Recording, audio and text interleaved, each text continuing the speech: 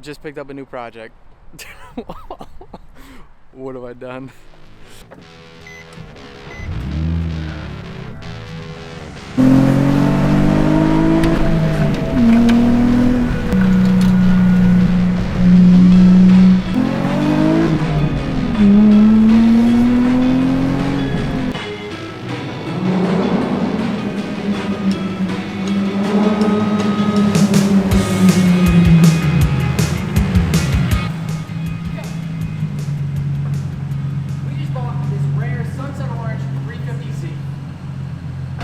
All right, what's going on, guys? Welcome back to another episode of Street Jewels. We just picked up this 2003 350Z in, I would say, a pretty rare color. That is Le Mans Sunset Orange. Little background on this color. The original, the 250Z, was revealed in a kind of similar color, more so like on a bronze side, similar to the Sunset Orange. So that's kind of what makes this color, I guess, rare per se, or desirable. When we picked up this car, spotted it on Facebook Marketplace, it was very local to us and we didn't really plan on picking it up. As you guys know, if you're around on the channel, you know we have our BRZ and our FRS, so a 350Z definitely wasn't on the radar. So we went to go look at it, and needless to say, it did need some work. It was neglected and it was kind of beat on previously. But for the amount we got it for, which was around the 2,700 mark, I feel like it was too good of a deal to pass up. 2,700, around that mark, and it has about 146,000 miles on it. So let's address the elephant in the room. Yes, this car is beat up. Yes, it was neglected, and yes, it does need a fair bit of work. Elephant in the room is the fender. So the fender, it was hit, and the front bumper, for that matter, is pretty damn beat up as well.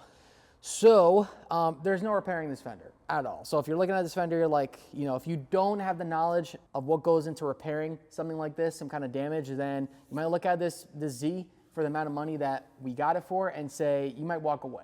With what I know, we're able to fix this. So when it comes to the front bumper, it's pretty toasted.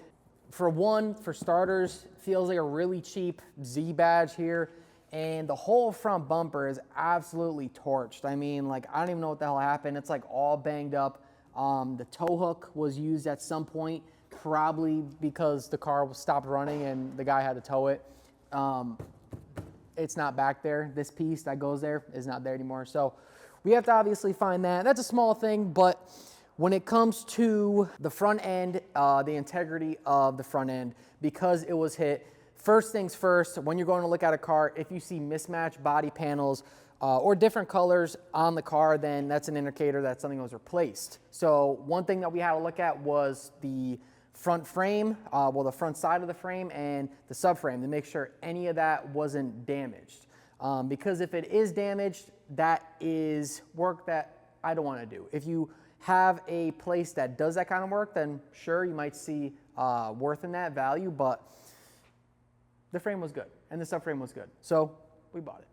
We got kind of the good stuff out of the way, being the, I guess, lower amount of miles and for the amount that we got it for. But the amount that we got it for doesn't really, I guess, doesn't coincide with, you know, the problems that this car may have. I've driven it for probably around a week now, and it definitely surprised me with the slew of problems that this car now has that I didn't realize before. I only got to drive it a limited amount of time before purchasing the vehicle, and there's a few more things that I noticed upon driving it for a week. I guess we could tackle the good, which we did mention, is that it is Le Mans Sunset Orange, which is a rare color, and the paint itself still has its kind of gloss to it, meaning we don't have to repaint the whole car if we don't want to. We could just get a couple touch-ups on the fender, the front bumper, and call it a day. I don't know if we're gonna do that. We might repaint the whole car. I don't know. But the paint itself is still pretty decent. There's not too many chips on it, and like I said, it still has its gloss to it.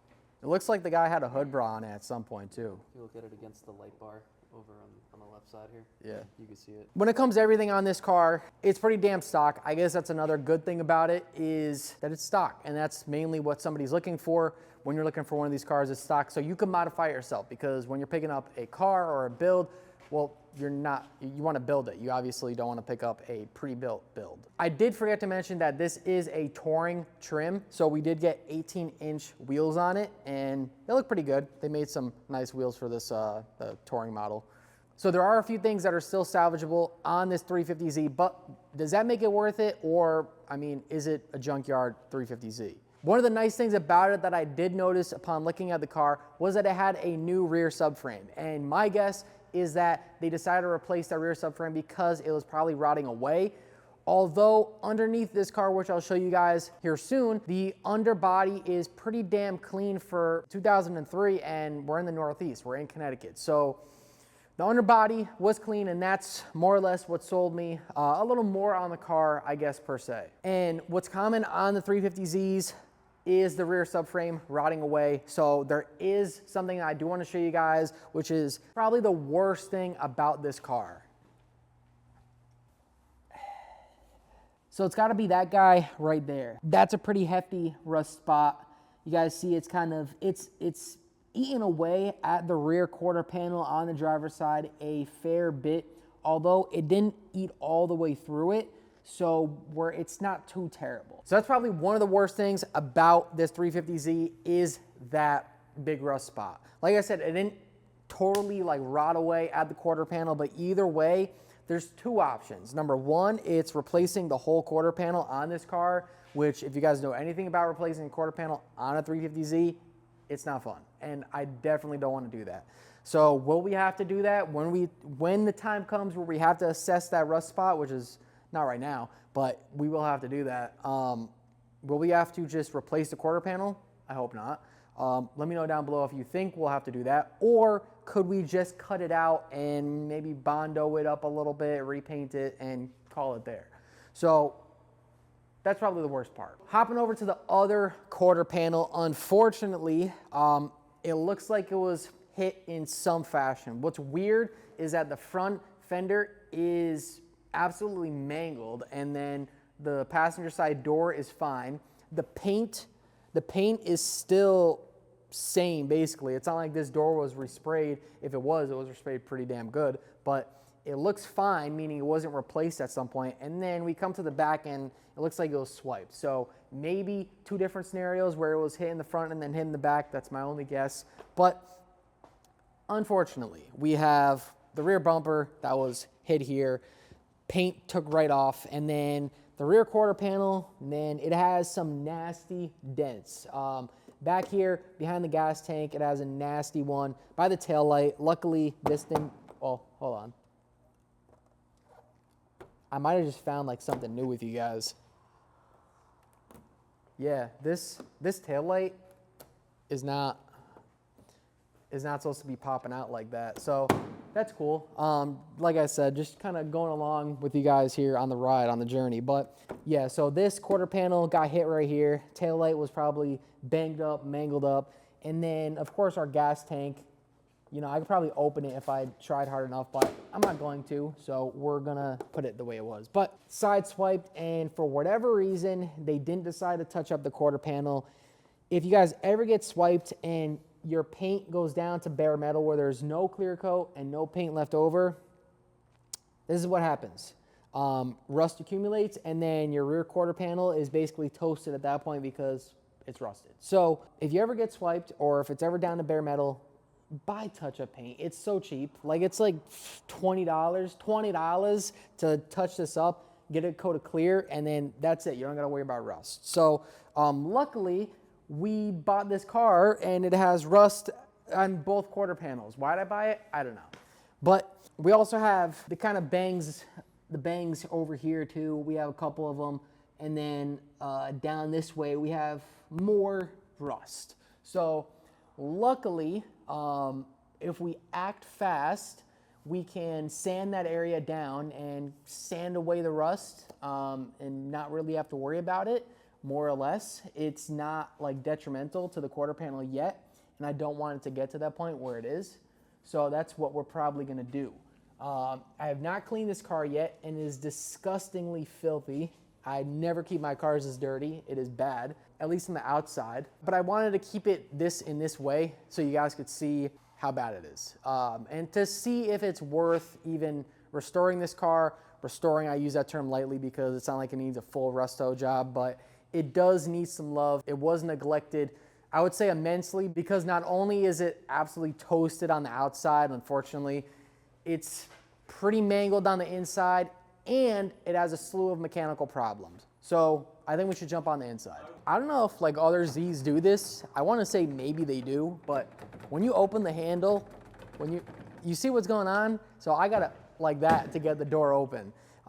So let me know down below if you have a Z, does your Z do that? Because it's pretty aggravating. But another thing that I absolutely love about this car is the automatic door. So when I get out, it just, hold on, we'll do a demonstration here. So I just got to my house. Hold on, I just got to my house. Hold on, I just got to my house. I'm getting to my house. My shins are absolutely destroyed once I get outside of the car into my house. But we have a fix for that. We have a fix for that. It's coming soon. But let's get on into the inside. What are some things to address here?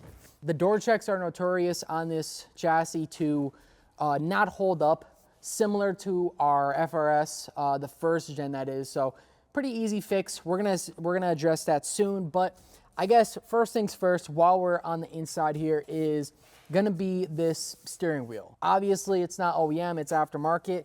It is a pretty nice wheel, I gotta say. I guess he did put this on here. It could be a cheap wheel. And the reason why I say that is, number one, I don't know where it came from, but number two, the shift boot is a Brid rep. It's a Brid replica, and it feels cheap, and you know, it is what it is. I guess the kid was on the younger side, so you know, when you're that young, you obviously can't afford everything to be nice. So we have another problem going on in this area that we'll get to later in the video. It's a pretty big problem, and you guys, that might be a deal breaker for you.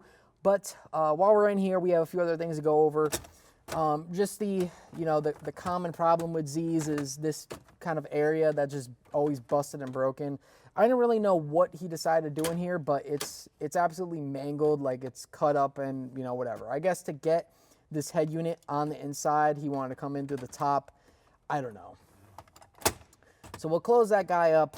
It doesn't even close really. And then we have our head unit here that you could basically just come in here and yank out if you really wanted to. So we obviously have a little bit of restoring to do on the interior to get it back to OEM. We already kind of did one thing on this car, and that is adjust the e-brake. And I'm not talking through the back end through, you know, the regular way you would adjust an e-brake. It is through in here. If you guys are familiar with Z's, you come in here, you take this, pop this little guy out, and there's a nut on the e-brake.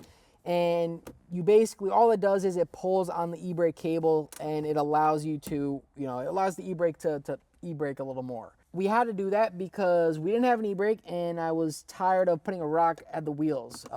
Although the e-brake does need to be adjusted, this kind of prolonged it. It gave us a little more time to not adjust the e-brake yet, because I don't want to take this car apart yet. I want to show you guys what we're doing here. And then, well, we have a few other things. I don't know what the hell's going on with this thing. I don't even know if that's normal, where the cup holder only comes out through the bottom. So, if you guys didn't know, we'll put this, I'm trying not to get fucking, the glove box is in the back. And while we are back here, we can go ahead and take a look at the maintenance records real quick like. So, a knock sensor was replaced. We have ignition coil 3 and 6. Then we have all spark plugs and an exhaust gasket. So nice to see that the plugs were replaced. That means we don't have to do plugs and spend the money on that. All 6 of the plugs were done. Ignition coils, however, only 2 of them are done, so maybe we'll have to tackle those down the line again. Knock sensor was replaced, which is good. All to solve a misfire. So that we're kind of in luck on that side. We don't have to put more money into the car. We have gear oil. What's weird about this is it says 75 W90 gear oil, and my first thought is, oh, they did the rear diff fluid. No, this was transmission fluid, and I'll get to why that is the case here soon once we go and drive the car.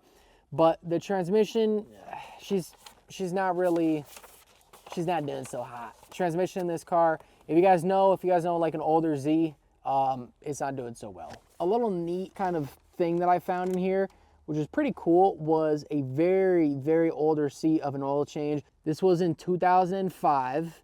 And the car had 6,000 miles on it. What's nice about this is we do daily drive it currently, and it does have heated seats, so I can't complain there. Definitely a selling factor of this car. We'll head over to the back end. We'll pop the deck lid in a moment here, but first thing I want to do is pop the hood. If I do remember correctly, I believe they are Spec D headlights. They are pretty damn new, and our projector is just not there. So I don't know if there's a bulb in there. Honestly, I didn't even look, because the reason why is because we got OEM headlights. I kind of spoiled it, but we got OEM headlights. I'm just gonna throw them in there. These are garbage. I don't want them. They're like $300, $350. I still don't want them. I want OEM. So yeah, we got headlights coming. We'll turn that off. Now I got it. We got a few things to look at when it comes to under the hood. This is a VQ35 DE. So it's a DE motor, and how you tell is number one, the year of the car. Number two, on the VQ motors, there are basically two, I don't know what those are, to be honest. I'm not educated enough on the Z platform yet. I always wanted one. Fun fact, I always did want a Z, but I'm not too educated on them yet. So give me some time. But these two guys right here, they are, I guess, mounted. They look a certain way, and that's how you tell from the DE, from the HR motor. And some of them have hoses. I know on the DE, there's this long hose that comes along the bottom here. Maybe a PCV hose. I don't know. We'll learn along the way with you guys. I'm learning with you guys. So if you guys know anything about the DE motor, let me know down below. But one of the biggest things about a DE motor is, well, it kind of, well, I mean, I don't know if she's doing it now, but nah, it's not. They like to burn oil. So whoever's behind me smells oil majority of the time, but that could be due to two things. Number one, hopefully it's not because it's escaping past the piston rings. Hopefully it's just because we have a valve cover leak, and it's a pretty bad valve cover leak. Not to say we're dripping oil all over, but I'm hoping, I want to say it's that. And it's not burning oil, even though this car was beat freaking all hell and back. So right in here, we got the valve cover leak. It's a pretty extensive job, I would say, for someone that maybe isn't familiar with working on cars. It is, I'm not gonna say it's a pain to do, but there's a good bit that goes into it. Perfect, right there. Yeah. Keep that shot. So I guess some of the other things on this car, obviously you see it doesn't have the OEM intake. It has, I guess, this Z1 intake, I'm assuming, because of the couplings here.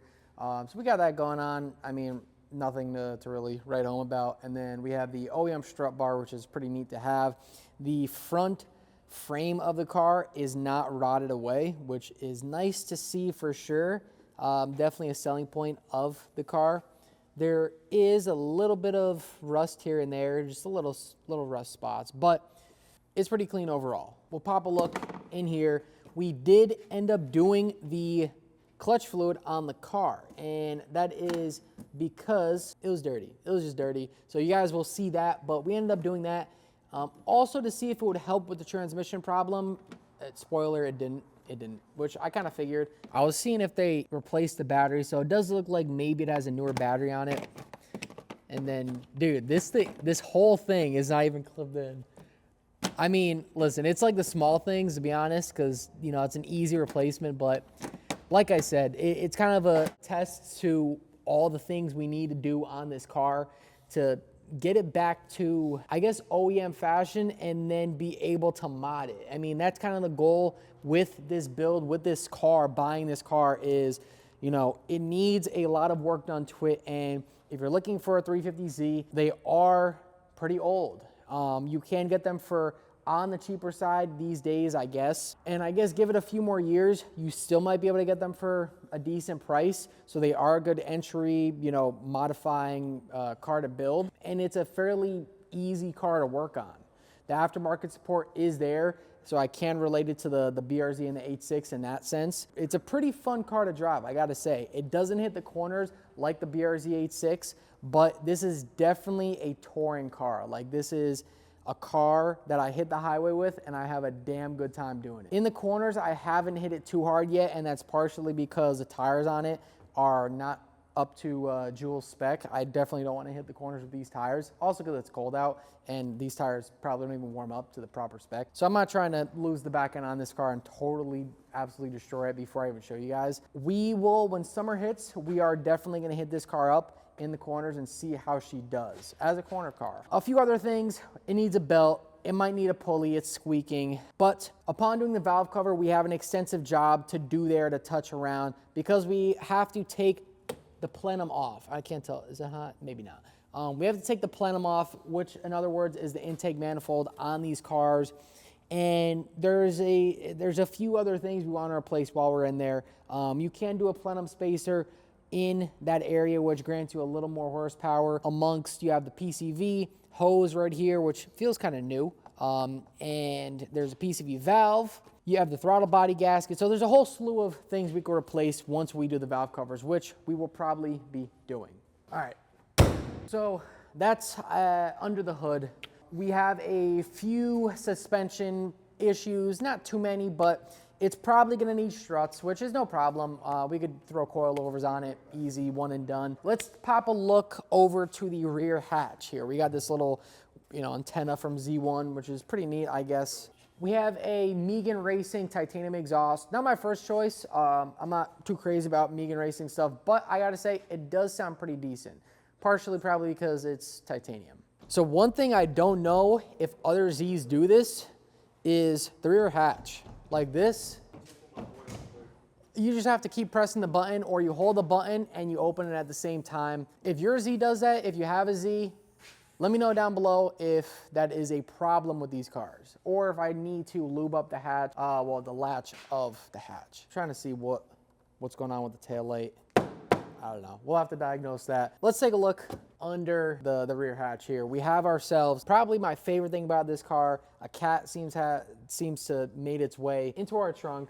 Maybe not, too much, not living in here, but we found a cat. There's a cat in here. But anyways, I don't know what this dude was putting in the trunk or wherever, but man, this bro, stuff is just all over. It's like no clips in anywhere. Clips are like 10, 15 bucks on Slamazon. You get them from Mr. Benzo's and you're chilling. But we have to do that ourselves. What's really nice about this car, in case we hit a freaking pothole in lovely Connecticut, is that we get a spare tire. They don't even include these in new cars anymore. You probably don't even have this spare tire in your car. We have our Z carpet, and the Z badge is kind of ripped off. Well, maybe we'll have to sew that or glue it back on. And I mean, it's pretty nice, right? There's not much back here.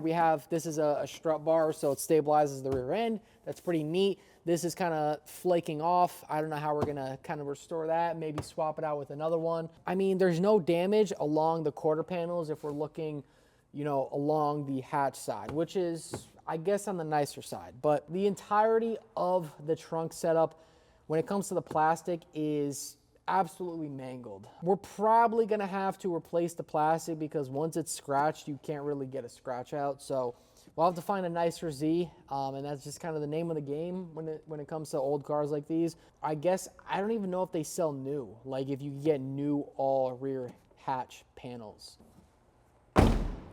Oh yeah, and we got this little ducktail, which is neat.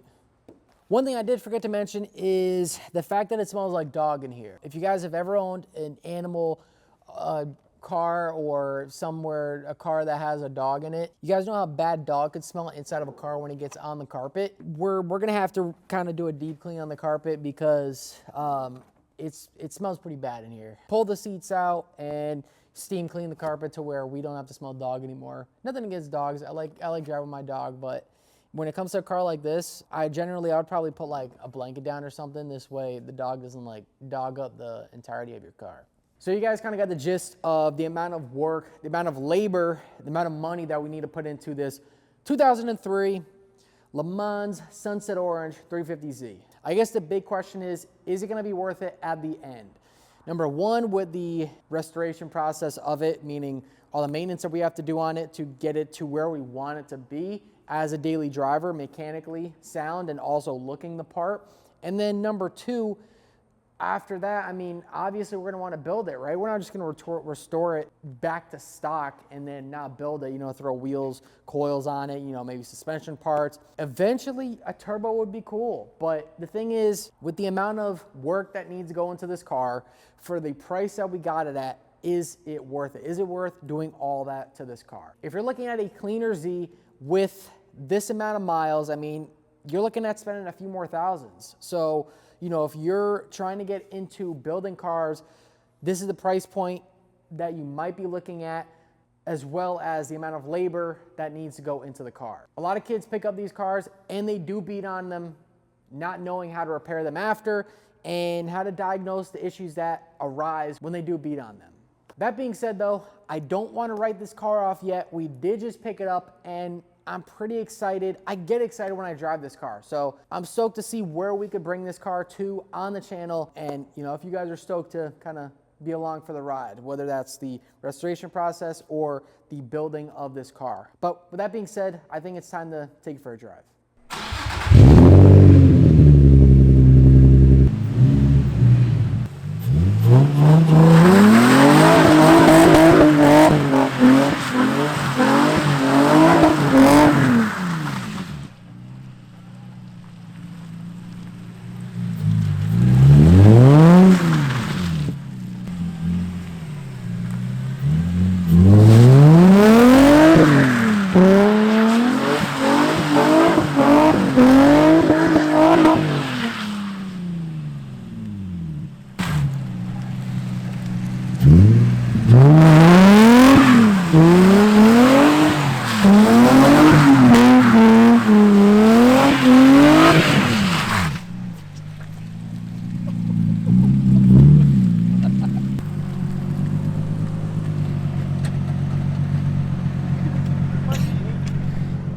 Where's my beanie? Bro.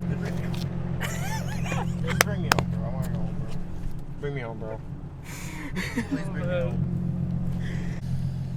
I wonder, because there's a wheel speed sensor that's bad on this, if it's causing us to do like a one wheel peel.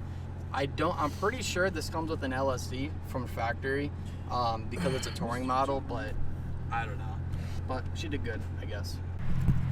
Alrighty, so we're in the Z. We're going for a little test drive. First thing that I want to show you guys is the oil pressure sensor. Now, this is a common problem in the older Zs, that the oil pressure sensor goes bad, and sometimes even the gauge. Now, there is one thing we could do. If we knock on the gauge, it returns back to normal. So that's what kind of leads me to believe that the gauge might be bad. I'm hoping that it is not and it's just a sensor. I did go ahead and order the sensor anyways, hoping that it is a sensor because that's the faulty part on these cars. But it gets stuck at 120 PSI and we're obviously not pushing 120 PSI at idle. A sweet spot is 60 PSI in these cars. So I'm sure you saw a couple of lights on the dash. Okay, that's a given. TPMS sensor. We have the same problem in our other cars. No problemo, it's not even a problem. But there is some other lights on the dash that we noticed. VDC off and slip. So if we go ahead, come down here to the VDC off button and we press it, it doesn't do anything. And that's because we most likely 95% have a faulty wheel speed sensor. So if you guys did see us kind of trying to diagnose the problem, what was it, last night or something, this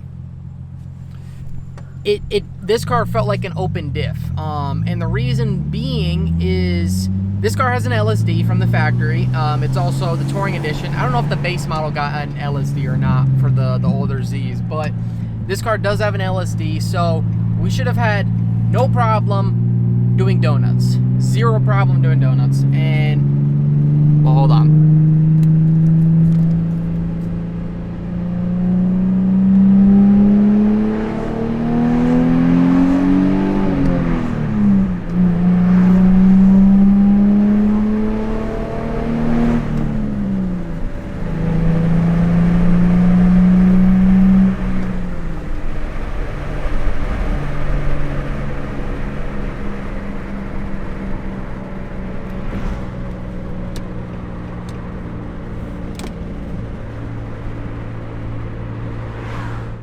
right, we just have to take care of that. Like I said, we should have had zero problems attempting to diagnose, attempting to do said donuts, but we did.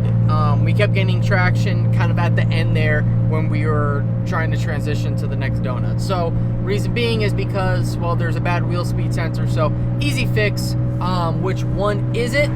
I don't know. Hopefully we can just scan it and be able to tell and replace it, because I mean, VDC is off, and currently yes, it is off completely, but it cuts in and out because of that speed sensor, meaning you saw I can't turn it off, and I can't turn it back on, so it's intermittent. Next up on the chopping block, we have, maybe you could hear it, it's a wheel bearing, and man, does it hum my ears off. Like, faulty wheel bearings suck. They're bad.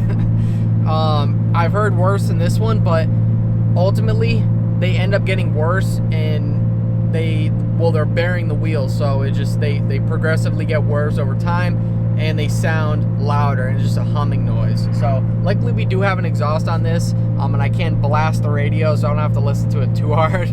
But we do have to get that replaced. It's probably going to be the front left or right. Usually if you hear it on the front right side, it's the front left, but we are just going to go ahead and replace both of the front sides, because there's no point in just doing one. I also am tempted to throw on some ARP extended studs while we're in there on the new hubs, because we're going to go with not only a wheel bearing, but we're going to go with the full hub assembly with the wheel bearing already installed. That's to prevent us from, well, it's to prevent more work being created, basically. We don't have the machine to press a bearing into our wheel hub, and nowadays it's cheaper just to get the entire hub assembly with the wheel bearing installed, in comparison to getting that job done to press the wheel bearing into the hub. Luckily, there's a lot of aftermarket support for this car, so we have no problem getting that. While we get that done, the only thing that's kind of putting me off on doing that job right now is the struts are blown, and kind of while I'm doing the wheel bearings, the hub assemblies, maybe we want to do coilovers. Maybe we got to work on that. So we're gonna hit up a few of our connects and see if we could get some coilovers for this car. That would be pretty hype. But let us get on the highway, the Merritt Parkway here.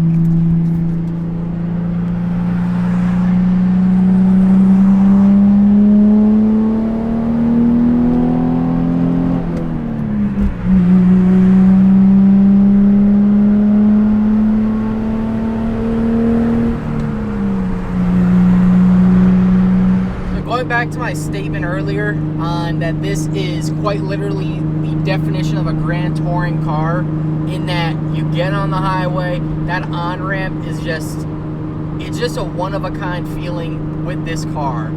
I talk about it all the time with the BRZ86. The corners is where that chassis shines, and where you feel you're having the most fun and the most connection to that car, because it's a damn go-kart.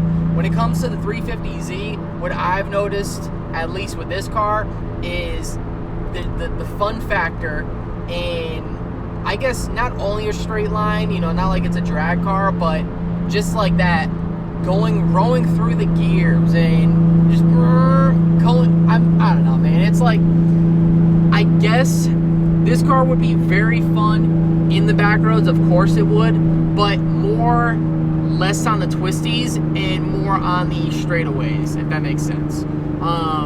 Maybe much more side on the circuit. You know, if you're running the circuit or something and you have more straightaways, that's where this car you could just open it up, and man, does it sing.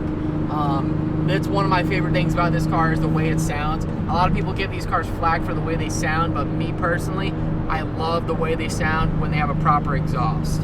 I do want to tackle the exhaust on this car at some point to get it fine-tuned. It doesn't sound bad right now, but like I said, I do love the way they sound when they sound good, so I want to fine-tune this exhaust. And as you guys did just see, more or less, we did a couple of pulls. I'm still in fourth gear. We're going to go to fifth. We did a couple of short pulls, nothing crazy, just to get onto the Merritt Parkway, and she pulls hard. No issues, no problems. When we're pulling, no sputters, no misfires. It just pulls hard. And like I said, that's a seller on this car. Not Z's in particular, but I'm just saying when I went to go look at this car, the thing pulled hard. I'm like, okay, you know, it's mechanically sound on that side of things, so no issues there. However, the idle is a little bit sputtery, so we do have to assess that at some point. I did go ahead and order a set of cam and crank sensors to see if that would help the problem. The knock sensor was replaced, but I don't believe the knock sensor is the problem, obviously, because it's new. I think the cam and crank sensor would help with that idle. Also, the throttle body. Throttle body is probably dirty. I guarantee you it has not been cleaned for a very long time. We'll go ahead and clean that while we tackle the new valve covers, which I'm super stoked on doing that job. I am very excited because you could finally see the output. Like once we get in there, we could see everything that's going on. We could see the whole valve train to see if there's oil gunk in there, if there's a buildup, and basically the condition of the motor. Like we know this car was most likely beat on at some point. Very early on, I'm sure this car was well taken care of, but unfortunately, you know, it's an old car. And you know, just like other things in this world, this car was probably passed around. So that's no problem though. No problem, because it's in our hands now, and we could properly take care of it, properly fix it up, and do it right. Do justice to this car like it deserves, because the Z cars, you know, they're not going to be around forever. Yes, there's obviously a surplus of them that were manufactured, they're made, but as you guys may know, as the years go on, a lot of these cars, 350Zs, difficult to find in good condition. They are all absolutely mangled. So, you know, this video, let this serve as, you know, I guess a reference point. If you go to pick up a Z and it's in a similar condition to this, and you happen to pick it up for a cheaper price, or, you know, you pick it up for a higher price, you know, what things you might want to address when it comes to common problems, as well as just, I mean, what you could get away with, because obviously we're balling on a budget here. We have our BRZ and FRS that we modify as well. We build those cars. This is more or less just the budget daily that we're just trying to get by in. That's it. We're trying to restore it back to its original glory of OEM, and then we'll go a little OEM plus, meaning we'll throw some other stuff on it. Nothing crazy of a build. We'll leave it at that for now. Fun fact for you guys, this car has tints on it. They are not that dark, I would say, not like 5%. I've had 5% before on the orange FRS, 5% on the sides, and I think 35 on the windshield. This has been the first car I've ever gotten, I would say, ticketed for tints. Maybe I've been pulled over before, but when it comes to the BRZ and the FRS, which we are running 15 on the sides and 30 on the windshield, never pulled over in either of those cars, nor have I been ticketed. So that was kind of a good luck charm with this car, is we got ticketed for tints. So I mean, I guess, dude, what can we do at that point? I feel like it's there's nothing we could do. There's nothing. And a few notable problems I want to point out to you guys with this car. I don't know if it's necessarily with the Z platform, the 350Z, or just this car, but the seatbelt on the passenger side, it rattles to no end.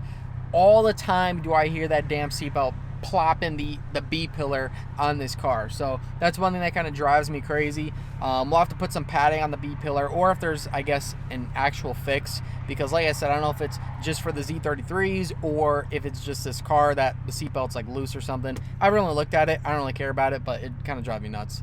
Hey, yo, what up, meatball? That's Annie. Hey, yo, what up, Annie? What up, what up? What up? And then the other thing I noticed with this car is it sounds like the throwout bearing.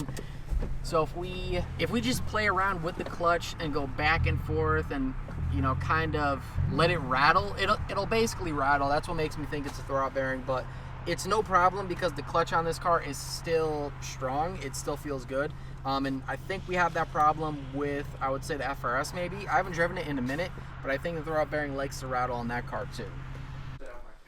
Come. All right, so these are the Spec D headlights. As we went over, this side is out. I don't know if it's the bulb. I don't know if it's the ballast or the igniter. I don't know what it is. I don't really care because I want the OEMs, which we have sitting right there. We picked up ourselves a set of OEMs to return this car back to its glory, as I said a number of times throughout this video. So we're going to go ahead, pull these Spec D headlights. I think they're like $350 or something off Amazon, but just not my cup of tea. I don't want them. Honestly, I've been doing a little research on what it might take to link these OEM headlights back up to this car, because some of them are HIDs, some of them are halogens, and I guess that's only two options. So the headlights that we got are, so these are D2Rs and they're 6,000. Cool. 6,000 is okay. I don't mind them. Usually I like kind of more of a warmer look, but the rating that they're offering these at in relation to like warm was a little too warm for me, so I went with 6,000.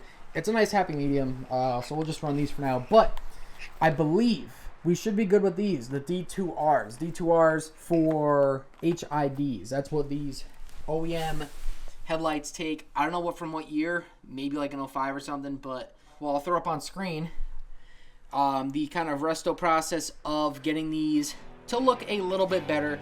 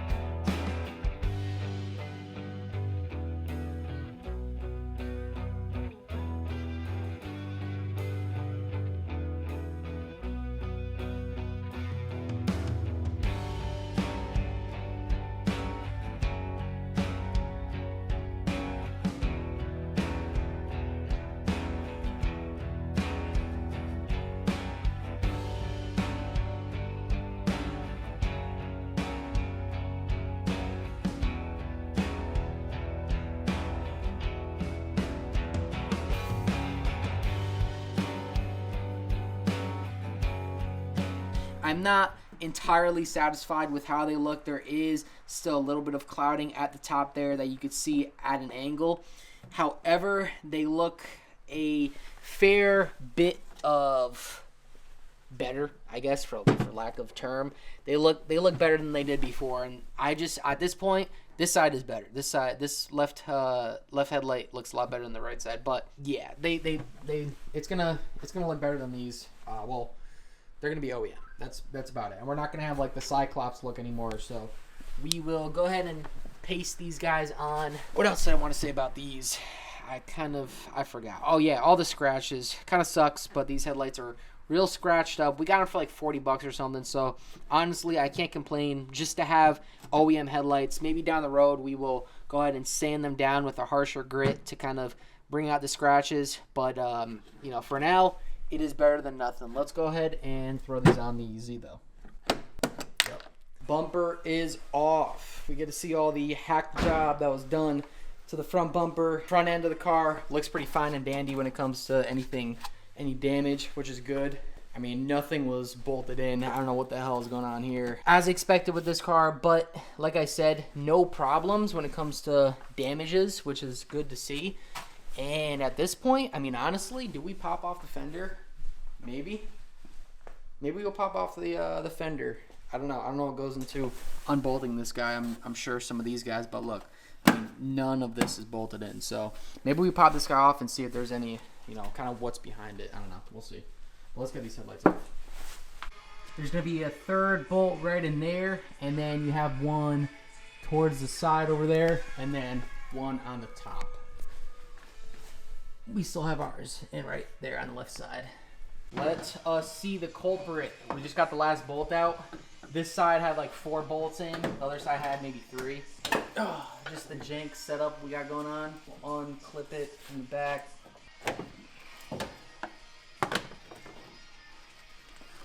Well, we'll have to open her up and see. We got the driver's side headlight in already, just to kind of see if there was any problems that were going to arise before I showed you guys how to plop them in. Of course, there is a problem. Like I said, new to the chassis, so only difference is between the Spec D headlights and the OEM headlights that we're putting in is this cap right here. So this cap just kind of locks into the grooves of this side. However, when it comes to the OEM headlights, it does not screw in.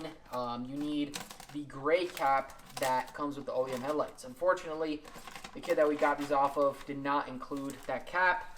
And you know, at the end of the day, my own fault for not looking into it.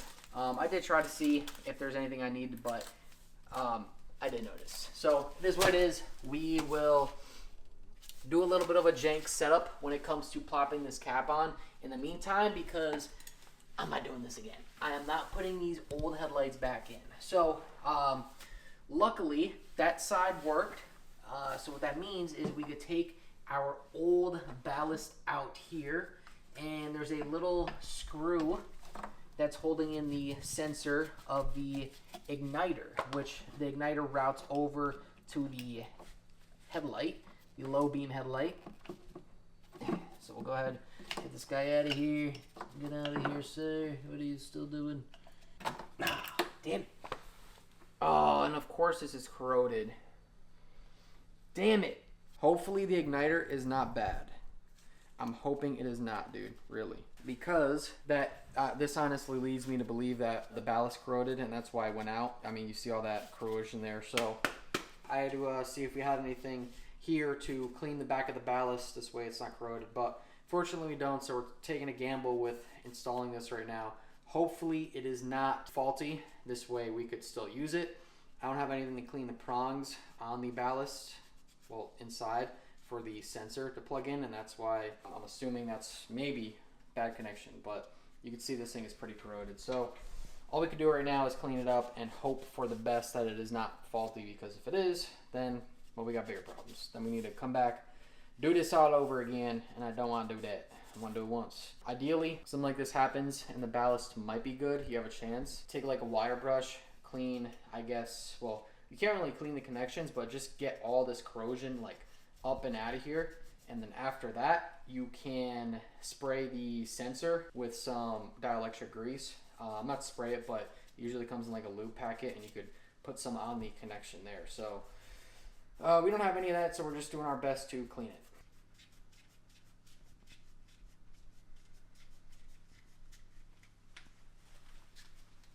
So OEM headlight, Spec D aftermarket headlight. We have a few things to kind of swap over. We have an O-ring gasket where the ballast is going to go on the smaller circle side. And then we have this igniter right here on the aftermarket Spec D headlight. We need the igniter to ignite the bulb. So we're going to pull that guy out. All right, we got the igniter out. So we're going to, let me see. We'll take our new headlight here. It goes in a certain way. It only goes in one way, so you can't myth it up.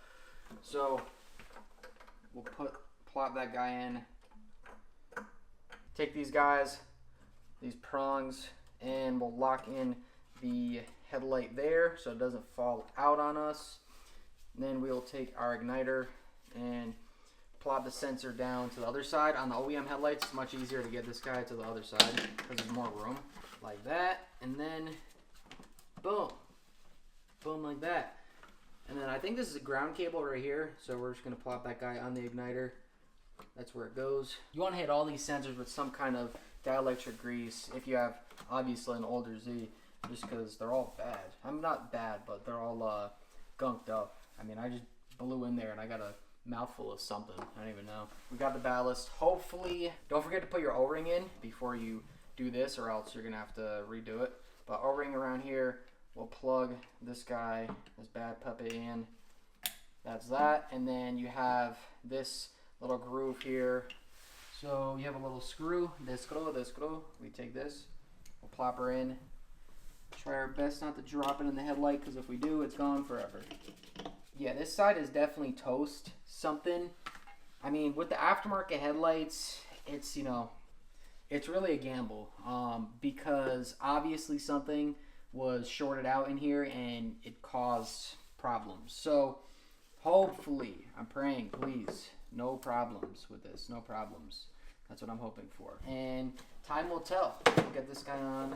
This is the cap to the Spec D headlights. It is a larger cap than what comes on the OEM headlights. It is a gray cap that goes on the OEM headlights, which I didn't know. Hindsight is 2020. So we're here now, and we gotta make it work. Okay, so we got our jank set up. This is just for now, so we have some type of seal. We could honestly go around the tape, but I think this will do, like I said, for now, for the time being. Honestly, we could probably run this like long term, but I'm not gonna do that. So we're gonna plop this bad puppet in over here to the jank fender. I was gonna take this fender off, but we're not gonna do that because there's a bolt by the door that we need to plug in, and I don't feel like grabbing that at the moment. So we'll hit that when the time comes. But for now, what do you guys think? Headlight's gonna work, or do you think that ballast is toasted? I'm hoping that she's good. Please. All right, I'm gonna go test her out. Headlights on. It's out, isn't it? One of them. Here, wait, do your right blinker. Right blinker works. Damn it! Yeah, I think the ballast is cooked. Oh, come on. Yeah, you can see what you're looking at. Oh, man. You at least got a blinker, but this bulb right here is not going. Yeah, that's a shame. It really is. We went through all that work. You know, I didn't even want these. I really don't. I'm fine with the OEMs, but man, that really does suck. So we're gonna have to get new ballasts. We might as well get both of them. All the way up, and still no e-brake. I saw something about how we could adjust a nut on, well, near the e-brake itself, whereas I thought it was going to be the traditional go back to the back end and adjust it that way. There it is. That right there looks to be a 10 mil. We're going to mess with it. We're going to see if we could adjust that. So we're just going ahead and tightening this nut on the stud, on the rod, as you may call it. Off rip, it does feel better, because before it was coming all the way up to the top and there was like no resistance, no tension. But now I feel a little bit. I guess maybe we still need to adjust the parking brake in the back. I was hoping that was not the case, but it does seem that is the case. Once the e-brake is all the way down, then the nut kind of backs off that backing plate and the stud. So once you lift the e-brake up, it more or less catches on the backing plate, and that's what holds it to where we're at now. The stud itself, the stud is connected to, from what I was reading, that stud is connected to the parking brake, the cable. So that's what kind of, it ties hand in hand. Dude, this is so much better. This is way better. It's catching like where it should be. Maybe we could still use a parking brake adjustment. I will take a look at that when I can, but right now this is much better than where it was at before, which I'm pretty stoked about. That means we might just have a parking brake and we don't have to chalk up our wheels every single time. So I'm gonna go ahead and mess with this, see if it holds the car, and I will see you guys in a moment. Quick test with the e-brake. We're rolling. Holy crap, dude. We almost didn't stop. I probably shouldn't be doing this right here, but anyways, we have a little bit of an e-brake now, which is better than before because we didn't have anything before. It was coming all the way up to the top and there's like, dude, no e-brake, what's going on? So anyways, up to this point, we still have an e-brake right now. We're not rolling. Come down a little bit, and then right there is where we're rolling. So needless to say, we still do need to adjust the rear, the parking brake cable itself in the back, which is completely fine. But as long as we have somewhat of an e-brake, this way I don't have to keep putting a rock at the wheels to keep us from rolling, and kind of worried about that. I'm good. I'm chilling. We have somewhat of an e-brake, and that's all I could ask for. But we got that halfway off the list. We'll have to come back on that at some point. But yeah, we got an e-brake. We got an e-brake. Right now we're about to pull the clutch fluid because it's on the brown side. It's pretty damn brown on this car. The clutch feels okay, but I'm thinking that if we do the clutch fluid on it, it's gonna feel a lot better.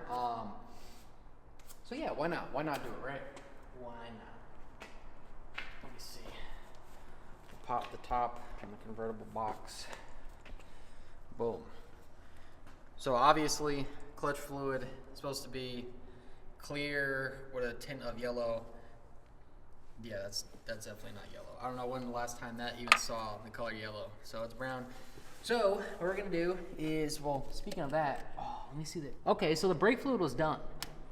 Brake fluid is on the yellow side, maybe a little darker. That's fine, but the clutch fluid is straight up doo-doo brown. So we're going to replace that today, replace this, and see how the clutch feels. Go from there. So with any type of brake fluid, we get this guy and then do a little bit of this. Get the old fluid out, because if you're doing your brakes or doing clutch fluid, well, basically just use less if you're doing it this method, sucking it out versus pushing it out. You can't get an actual pump, but syringe method is pretty OP because it fits in small places. That's like gray. Look at that. Okay, that's not too good. When it turns gray, it's supposed to be brown. I haven't seen gray fluid before. That's a new one, seeing gray fluid. But it's quite all right. I got these two wrenches. This is a line wrench. This is what you use to loosen up that guy we're gonna loosen up at the slave cylinder. While we are in here, yeah, take a look at that. No, I'm kidding. Yeah, that's like gray, dude. What? I thought it was brown. Before we put the new clutch fluid in there, we want to clean it out, obviously. Clean it out, because we put the new fluid in there, it's going to get contaminated. So, take a little rag here, without getting all the fibers all over the place. Come in here and finger bang our clutch fluid reservoir as best as possible. What's nice about this one is that it's pretty straightforward, meaning you don't need to like stick your finger all the way down that way. Another option you have is just to replace the reservoir if it's like absolutely mangled. All right, we're just gonna put a little bit. Yeah, so we'll top it off with new fluid, and then we will go open up the bleeder screw on the slave cylinder and get to pumping this new fluid through the lines, get the old fluid out. So let's do that. All right, so this is our method of bleeding today. It comes with two, but having one of these, number one, it's cheap enough, and number two, it's pretty damn handy because this is how it works. Like, you just hook it up to the bleeder screw and you just pump away, and it goes, you know, you could do, this is basically how you do a one-man job. Hook it up, you have a little zip tie, and you tighten the zip tie around the bleeder screw, and you go under, open it, pump it, and then you come down and tighten it up. Going up. Oh, wait, is it e-brake up? Yeah. E-brake up. E-brake up. A little more. I wonder if there's anything nearby. Yeah. Danger. All right, fluid.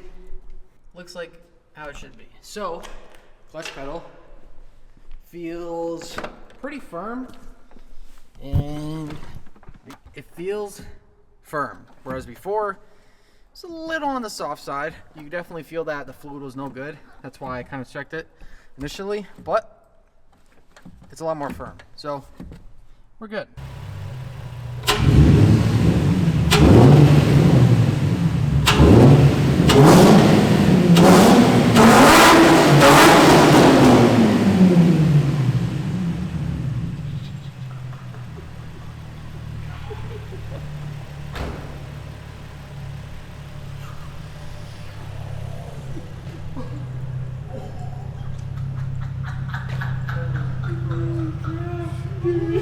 Bro, this thing, I was not expecting that. No way. Look at the pops, dude. Yeah.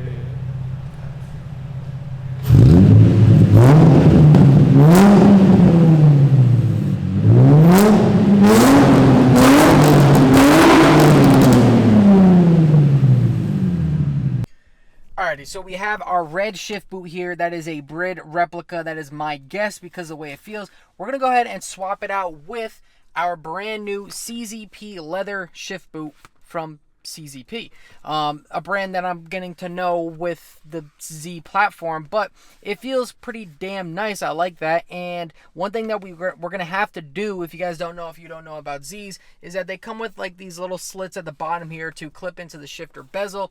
We're gonna have to make those cuts, which I didn't realize at the time of buying this, but it is what it is. I think it ran me about 40 bucks or so, around there. So I just want to have something nice quality in this car and get rid of this. I mean, red in this car, it's an orange car. Red, it doesn't go. So as this is the Beat Rush, I think Q45 shift knob from our FRS. Now, I didn't throw it in here permanently. I did not do that. We threw it in here because I want to get rid of the Mishimoto knob. I didn't like shifting with it, and you guys know I like my lightweight shift knobs, so we threw it in here. I do like the way it shifts, so we did in fact pick up another knob for the Z. However, it did not fit with this base plate for this. So, you know what we could do? We could pull that guy off. Yep. I really hope that guy does not get stuck in there.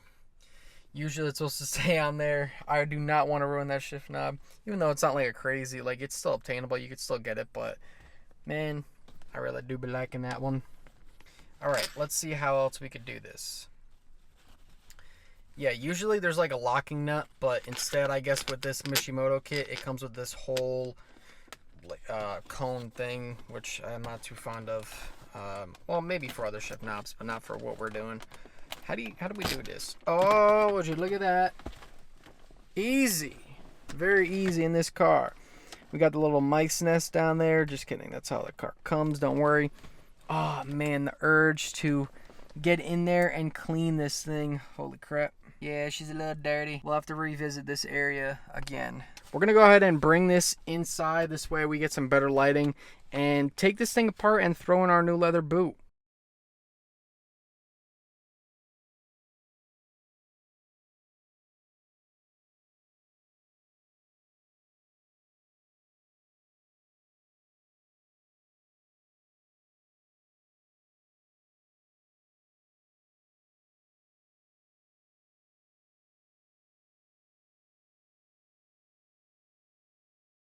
There's these little washers that kind of catch on the grooves of these pins.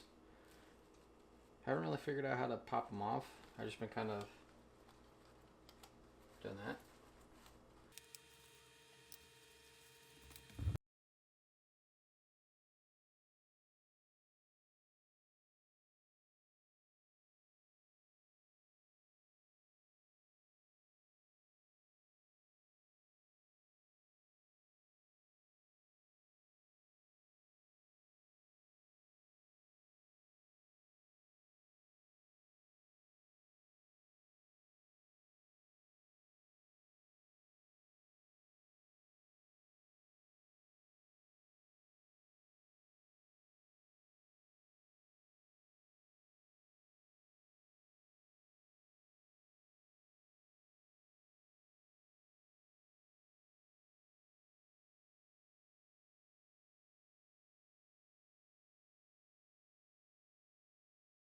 Okay, it is the next day. We have our shift boot here. Looking fine and dandy. We have a few things to get done on the Z today. We're gonna see if we can get it all done. But, yeah, let's get this shift knob off. We're gonna swing by the FRS and grab the other shift knob that we got for this car. But for the meantime, because we're running a little late, we throw this guy on. All right, that's on. We're gonna go ahead and start the car, not with the key fob, but with the key. Whoa, I forgot. Oh, my foot's on the clutch. I can't let it go because we're in reverse. I goofed up royally. Oh Get in there. Okay, so we're just gonna put that guy down. I'm assuming if we just come in here with this guy, it should work, right? We shouldn't have any problems with that. Right? Right. Yeah, right? Ooh, damn. I thought that guy was gonna be a problem in some way, but damn, dude. That looks so much better. We do have to grab a different shift knob though, because this one is on the smaller side for this car. This one definitely fits the FRS a lot more in the BRZ. But I mean, I don't mind it in this car, but we got one for this car. We're gonna throw it in this car. But yeah, I like it. I like it. Look at that. OEM. So we're at the FRS to pick up the new shift knob for the Z. We did a little trick to get the shift knob to get stuck on there. Basically, we put a little blue Loctite on her. Basically, to fit other thread patterns. There's a piece on the inside of a shift knob, so please stay on there on the shift knob itself. It worked, dude. So this piece that goes inside the shift knob to fit smaller size thread patterns, it gets stuck inside your shift knob, I would say pretty often, because, well, if you have like something that's a Duracon shift knob, what you can do to get this piece stuck on your own shift knob is put some blue Loctite on the threads of this piece. Just put it on here and then thread on your adapter and then thread on your shift knob. Or if you already got it stuck inside of your shift knob, just put the blue Loctite on the same deal on this guy and then thread it on there, leave it on for like 12 hours. I put it on in the morning.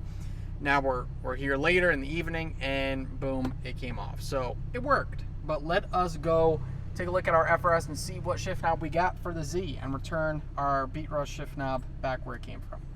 Vertex monochrome V2 black and gold. Picked it up used, so it is not brand new. We did pick it up used, so hopefully it threads on. Hopefully. Come on, girl. You know you want to get on there. Okay. Well, that turned out pretty damn well. I gotta say, I thought the logo was not going to be lined up to where I wanted it to be, but I mean, I really do like this knob.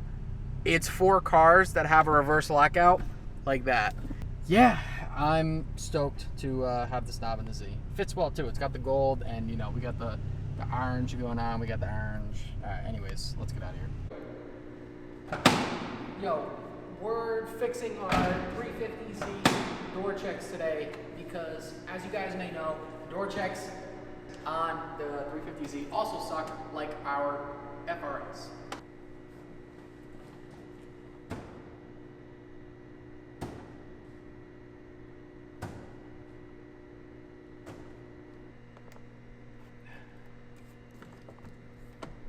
Yeah, this is the first piece. We are starting the passenger side. Already did the driver's side to spare you guys the absolute pain it is to install these, but I am going to throw two options in the description when it comes to installing the door rebuild kit, the door chuck rebuild kit, because the process to install these was not fun. It was a pain. So for our FRS, we threw in Gen 2 door checks, which was around 80 bucks, and it was a direct fix because, if you want to take a look, on the Gen 2, they fixed the door checks to have kind of like deeper grooves.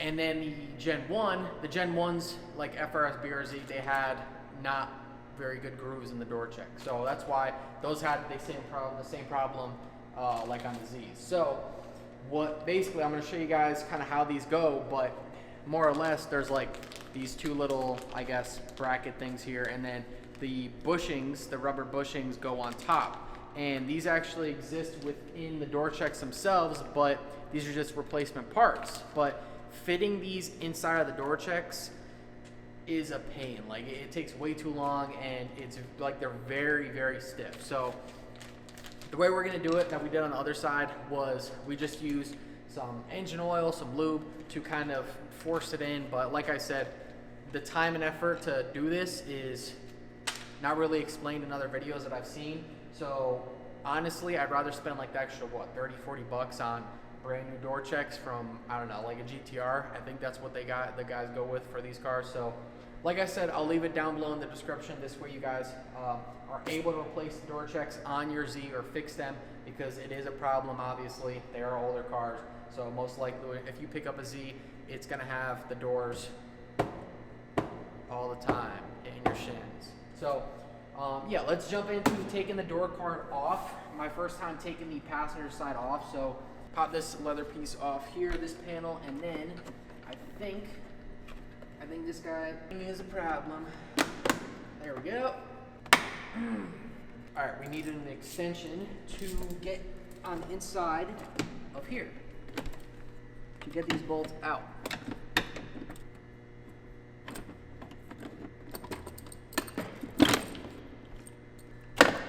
And a switch.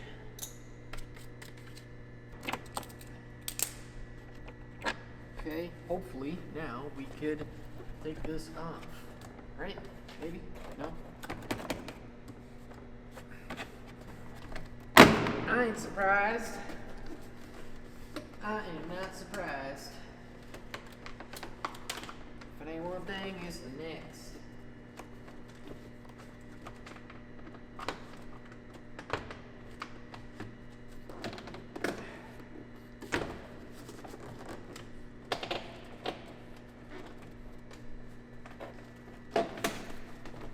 Something sounds like it's still attached. Woohoo! Let's go.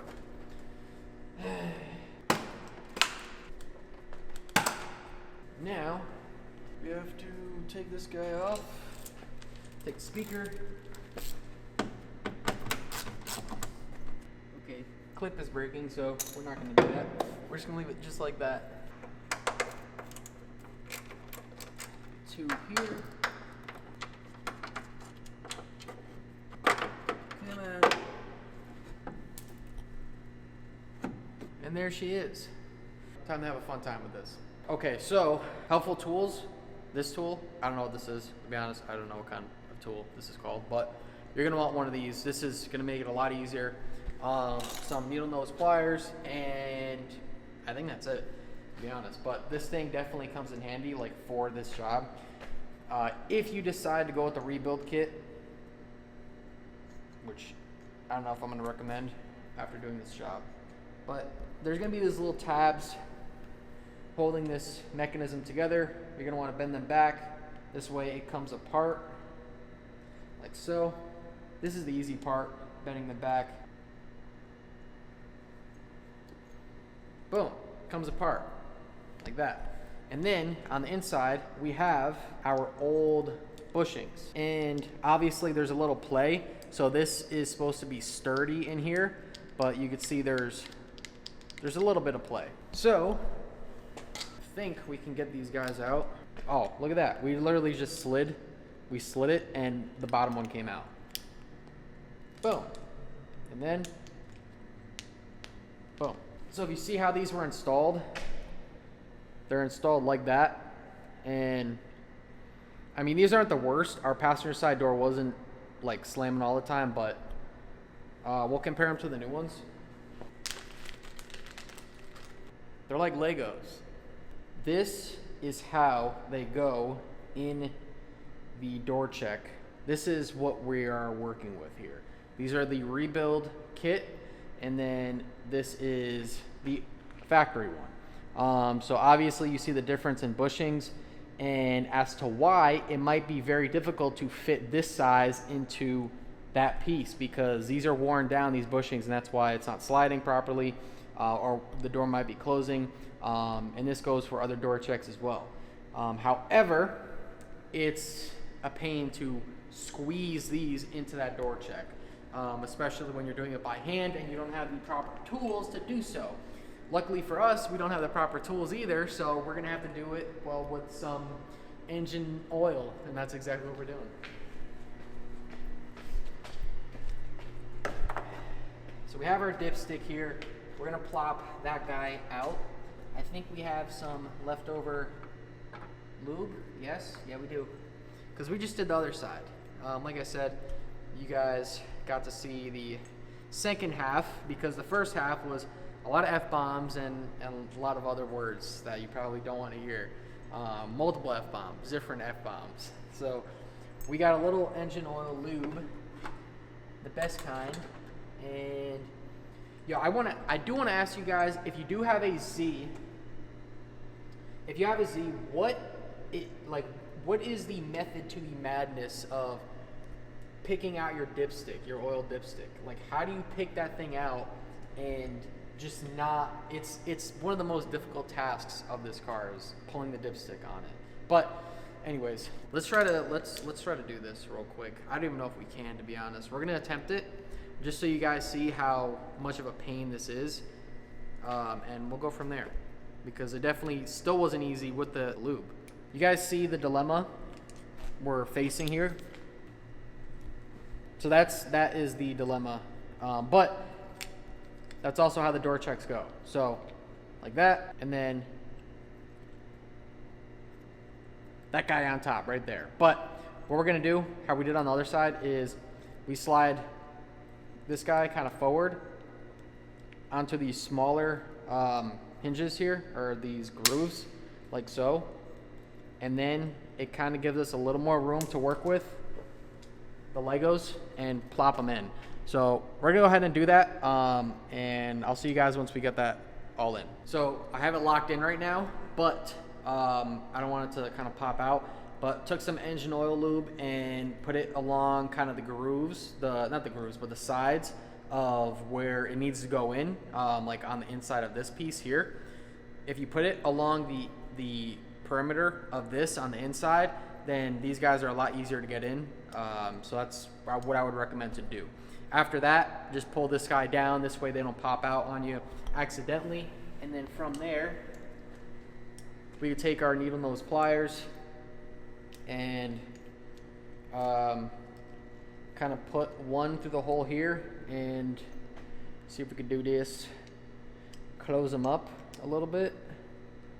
These hinges or these tabs. So yeah, just close these guys, and then that's pretty much it. You're gonna install it back after that.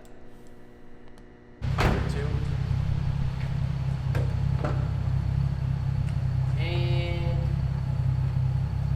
doors are fixed. Look at that, dude. No more broken knees. Ready? Hold on. Open door. Oh my God. My knees. My knees are good. How do they do it? Like this? Yeah, you got it. You cut it. You cut it.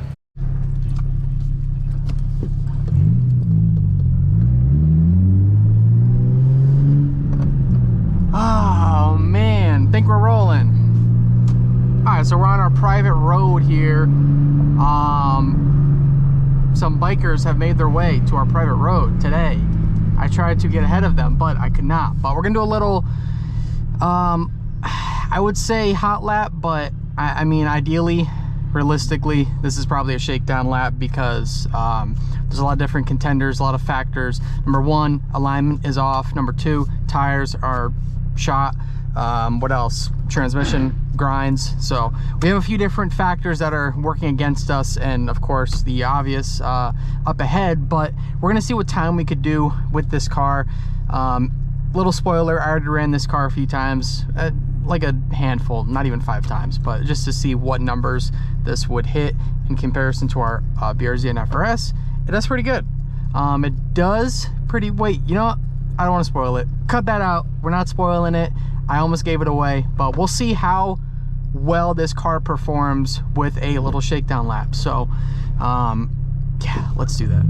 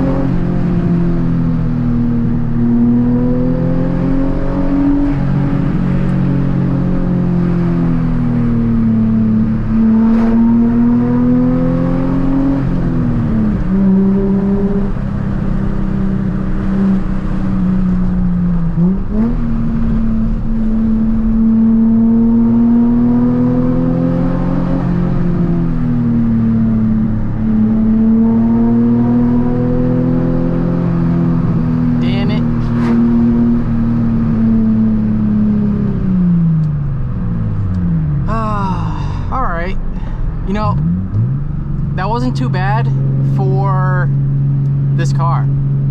3 minutes 25 seconds at that mark back there versus,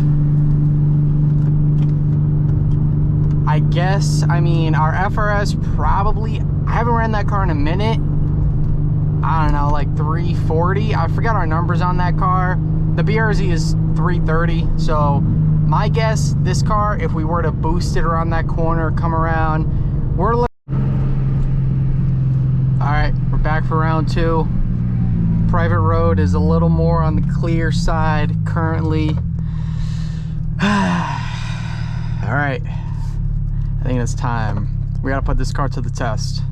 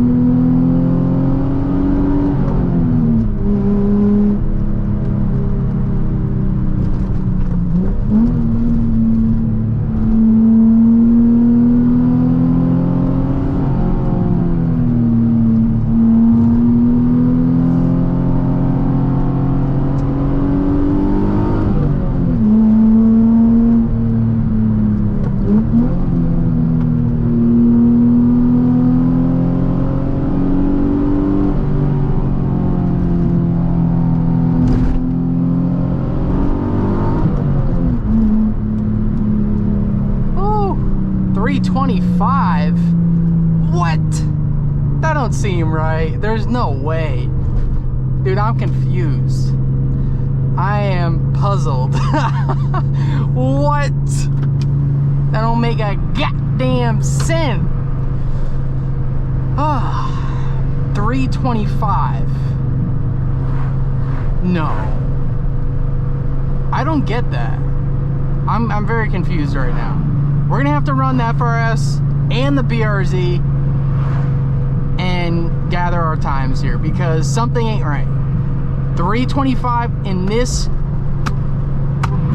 car this car cannot beat my twins. It cannot. All right, the FRS maybe yeah, but BRZ, no. So we're gonna have to recap with those cars, but we'll bring it back. We'll reel it back in to the Z, because that's what this video is about. The 350Z. That time on that course is pretty good, and we had one car on the private course that came in front, so we slowed down. But anyways, 325 is kind of kooky. Yeah, wow. Yeah, let me know what you guys think down below. I'm looking at probably 345, my guess, for today's lap. And honestly, that's pretty impressive for this car being, I mean, what it is. It's obviously, it weighs more than the twins, and it is, the power delivery is a lot more. It takes a little bit more to get to that higher power in this car in comparison to those two. So I definitely be curious to run these back to back and see the time difference. But so far, for a completely stock 350Z, and no coilovers, alignment off, tires pretty bad. I mean, this car kind of, it boogied. So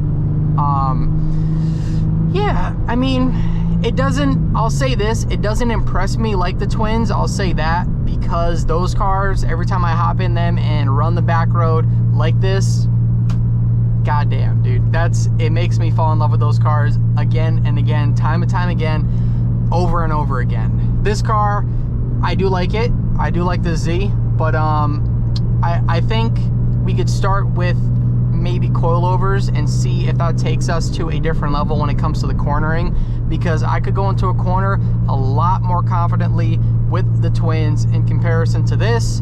Well, not so much. I felt a little bit, you know, a little bit uneasy. The steering is, it's probably like an extra 20% heavier than the twins are. So I guess that's the verdict on the little hot lap there. We may run it back. I'm gonna see how the private road is in terms of traffic. We may run it back. I don't know if you guys enjoy this kind of driving, this kind of, you know, little shakedown lap going on, but we'll see. You know, let me know, cut it. Let me know down below if you guys do enjoy the little shakedown laps that we do, the hot laps sometimes, and yeah, we'll do more. We're gonna get back to the video, so I'll see you guys right now. But I think there's potential with this car. Unfortunately, over the past, I would say, few weeks that I've owned it, there has been a lot, and I mean a painfully lot of things that I'm noticing that are kind of wrong with the car, touched with, messed with, and just like boogered up. And I'm like, dude, it's so nice having a car like the FRS that is untouched. Like it could have been, like it's been maintained partially. There was a little bit of neglect involved with that car, but squirrel. It's nice messing with the FRS because like stuff isn't broken, you know. And the thing is, like, this car not only was, number one, it beat on, but number two, when somebody worked on it, whoever worked on it, you know, they didn't like fix the pieces that were broken. Meaning, like, if they took off a door card, you know, the clips to pop in the door card back, they were broken. There's like none that exists in the driver's side, and the door card rattles around. Why? Why not replace it? So, you know, that all falls back to like intent with keeping the car. You know, if you're going to commit to a build, really commit to it. And that's one thing I want to drive home, you know, I guess with this video, because that's something that I'm struggling with this car is, you know, it comes down to the funds, number one, and number two, the attachment I have to this car. Like, is it worth keeping this car, or, you know, I guess getting rid of this and not get, you know, it's not worth it because of the problems it has, and just tackling the BRZ and FRS. So, you know, like I said, that's something I'm struggling with this car, and if it's worth it or not. But, you know, I guess that's the purpose of this series. That's the purpose I want to make of with this series, is to just commit to the build. Just commit as best as you can and stick with it as long as you can. And yeah, I think that's a good spot to leave it at with this car. It has a slew of problems, and we're gonna see what we could do. We're gonna see if we could fix it, and hopefully you guys could come along on the ride when we attempt to restore this Z and well, I guess restore, use that term lightly, but maintain it, fix it up, get it back to its former glory, and also possibly build it. I mean, that's the end goal, is to build it, but we have to get through a slew of problems and get it back to where we want it, to where it's able to be daily driven. That's the ultimate goal of this car, is to just be able to daily drive a 2003 Z33. So that'll be sick. And it's in that old orange, sunrise orange, I forgot the color. Sunset, I forgot. Which you guys didn't, if you guys didn't know, I don't remember if I included this in the beginning of the video, but the original 240Z, way back when it was revealed in a similar color, kind of that copper color, and this, when they revealed the Z33, this color, the sunrise, I forgot what it was. This color basically was to pay homage to that original 240Z color, so pretty neat fact. That aside though, we have done a number of fixes in today's video. I'm not sure what exactly I'm going to include in the video, in the intro video to this car, because we have a lot of work to do. And next video is, we're tackling one of the bigger jobs. So, damn. So, if you guys have any tips, tricks, or if you have owned a Z before, you know anything about the Z platform, please drop a comment down below. Lend us your hand, give us a little bit of help on this one, because I do want to get this car back to its former glory, whether that is for us or, you know, for one of you guys that might want to pick this car up. Oh yeah, and I do remember you guys, in the beginning of the video, you did see the Spec D headlights. I think they were the aftermarket headlights. We already sold those. Somebody picked them up. Good for him. He could use them, but we have these OEM headlights. That's it. And we attempted to restore them. Let me know, what do you think down below? I feel like they came out pretty decently. I mean, they're still a little foggy, and no shout out to the kid, but he kind of threw them on the ground, like lens up, like this side up onto the ground, like a number of times. I think 2 or 3 times. I'm like, bruh, what are you doing? But so that's why there's all these scratches. I'm like, dude, I can't complain. We got them for like 40 bucks. Well, not like, we got them for 40 bucks. So I literally have no complaints. And yeah, I gotta say though, I think she'll clean up nice once we get that fender on. That's priority number 1. Number 2, maybe the other side where the rust area is, and then we have to figure out the quarter panels. That's kind of my biggest fear with this car, is tackling the quarter panels, because man, they're gonna be such a pain in the butt to deal with. And of course, well, this area too that got smacked, that's gonna be a pain. The motor stuff, we can take care of that, no problem for the most part. And then this, we replace this. The front bumper on this car, holy crap, it is so bad. Front bumper is really bad, like it is messed up. Clips on the bottom are broken, so I don't know if we're going with a new front bumper or what. I haven't decided yet. It's just, man, it's just boogered up. But anyways, I do want to thank you guys so much for watching today's video. I do hope you enjoyed it. If you did, hit the like down below. It really does go a long way. And subscribe if you're new here. Stick around for a little bit. We got cars to build, BRZ, FRS, and now Z33. Check out merch, streetjewls.com. We got some new merch coming in. I'm working hard on that. I know we've been kind of inconsistent with uploads, and I guess everything else, life gets busy, but we are back and we're hitting the ground running. We've had stuff in the works for a while over the winter season. We have a lot. You heard me say it in the previous videos. If you're, a subscriber here, we have a lot coming for the BRZ, a lot. So don't want to miss that, definitely. But yeah, man, stick around. We got some cool things coming. I forgot where I left off, but anyways, streetjewls.com. Check it out down below. Merchandise. I don't got it on now, but merchandise. And behind the scenes. Check out our other socials. Stay connected. But I'm going to get the heck out of here. I'm rambling. I'll see you guys in the next one. Ooh, peace.